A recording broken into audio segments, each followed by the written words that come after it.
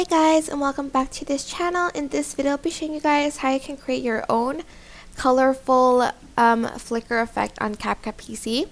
So you are going to download the colors you want for it, go to menu, and you are going to go to settings.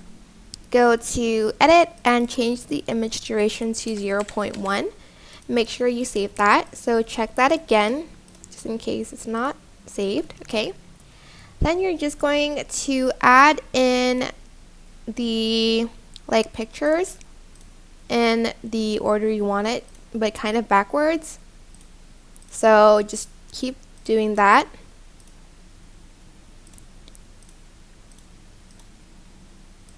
And I'm just going to do this one more time. Okay.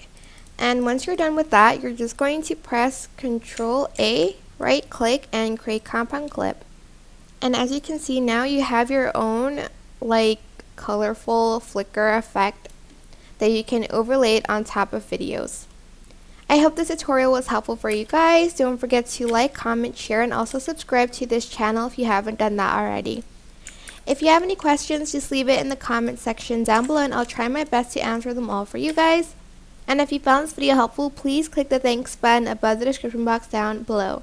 Thank you so much for watching. Bye!